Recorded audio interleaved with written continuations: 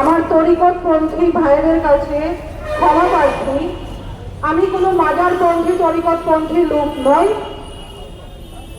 আমি আসলে ফেসবুকে যখন প্রতিনিয়ত পোস্টগুলো দেখতেছিলাম, আসলে আমি আর চুপ করে থাকতে পারলাম না। তখন আমি দেখি আমার তরিকতপন্থী এক ভাই আজকে রাসূলকে ভালোবাসে বলে তার জীবন উৎসর্গ করতে হয়েছে। সেটা কেন? কারণ সে রাসূলকে ভালোবাসে, সে ওলি আল্লাহকে ভালোবাসে, সে ওলি আল্লাহকে বিশ্বাস করে। এটা কি তার কোনো অপরাধ ছিল? এর জন্য কি তার জীবন দেওয়াটা ঠিক হয়েছে? তাকে হত্যা করা কি ঠিক হয়েছে? আর নারায়ণগঞ্জের মদনপুরে একটা দরবার শরীফে গত শুক্রবারে বৃহস্পতিবার রাত থেকে ওরা কর্মসূচি পালন করছে এবং শুক্রবারে একা করেছে। সেখানে কি আমাদের প্রশাসনের ভাইরা কোনো ভূমিকা রেখেছে? তারা কি পারতো না কোনো পদক্ষেপ নিতে?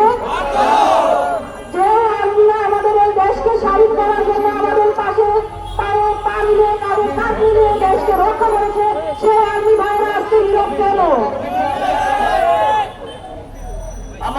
এই নিয়ে আমাদের যে তরিকতপন্থী ভাইরা এখানে আছে তাদের দরবার শরীফে বাবু জান্নাতে চারবার অ্যাটাক করা হয়েছে। বাবু বর্গতে গত পরশুদিন অ্যাটাক করা হয়েছে। কেন? বাবু বর্গ 3 সালে সেখানে আমাদের যে ফোর্সরা ছিল, আর্মি ফোর্সরা ছিল, তারা সেখানে কঠোর একটা ভূমিকা পালন করছে, যে কারণে সেখানে হতাহতের সংখ্যা কম। কিন্তু বাবু জান্নাতের তো কোনো অস্তিত্বই তারা রাখে নাই। তারা সেখানে যে দালাল মুঠা ছিল সবকিছু পুড়িয়ে দিচ্ছে। শুধু তাই নয়, যারা কর্মজীবী মানুষ, দিন মজুর, তাদের জীবনটা পুড়িয়ে দেওয়া হয়েছে। কেন ভাই? আমাদের অপরাধটা কোথায়? আমরা ওলি আল্লাহ বিশ্বাস করি। আপনারা সবাই জানেন, যারা এখন ইয়াং জেনারেশন তারা তোমরা ইতিহাস ঘাটতে দেখতে পাবে এই বাংলাদেশে কোনো জামাত ইসলাম প্রতিষ্ঠা করে নাই। এই বাংলাদেশে ইসলাম প্রতিষ্ঠা করেছে ওলি আল্লাহ।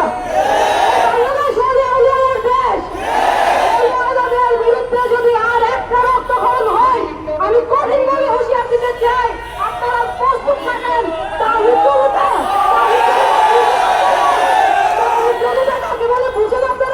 ইসলামের নামে আপনারা যে কলঙ্ক জড়াইছেন, ইসলামের নামে যে আমাদের ছাত্রদের উপরে আপনারা ব্যান দিচ্ছেন, তারা বলতেছে আমরা ছাত্ররা কিছুই করতে পারি নাই, আমরা দেশ স্বাধীন করতে পারি নাই।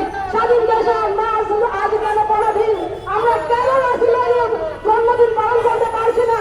আমাদের জানেন নিরাপত্তা কোথায়? আমাদের এখানে তরিকতপন্থী ভাইরা যখন আমাদের সাহায্য করেছেন, আমরা তাদেরকে কিভাবে মুখ দেখাই? আমরা থাকতে আজকের তরিকতপন্থী ভাইরা রক্তাক্ত হবেন। আজকে কেউ কি পারবে না সঠিক জবাব দিতে? আমরা হাত জোর করে রিকোয়েস্ট করবো, যারা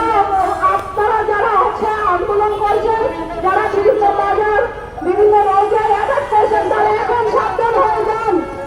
এখানে সবাই আছে, আপনারা আত্মসমর্পণ করুন, আপনারা আপনাদের ভুল স্বীকার করুন, আপনারা প্রত্যেক তরিকতপন্থী ভাইদের কাছে ক্ষমা চান, নয়তো আপনাদের অস্তিত্বকে অধিকার রাখতে পারবেন না।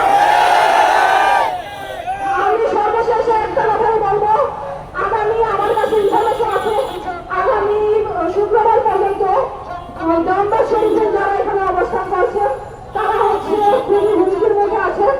আপনারা যারা সাধারণ জনতা আছেন তারা প্রত্যেকে তাদের পাশে থাকবেন। যারা এলাকাবাসী আছেন তারা তাদেরকে আশ্বস্ত করবেন। এবং আমি আমার প্রশাসন ভাই যারা আছেন, সংবাদ মাধ্যম বাইরে যারা আছেন, তারা প্লিজ সত্যতা প্রকাশ করেন। কেউ গুজব ছড়াবেন না, কেউ আতঙ্ক সৃষ্টি করবেন না।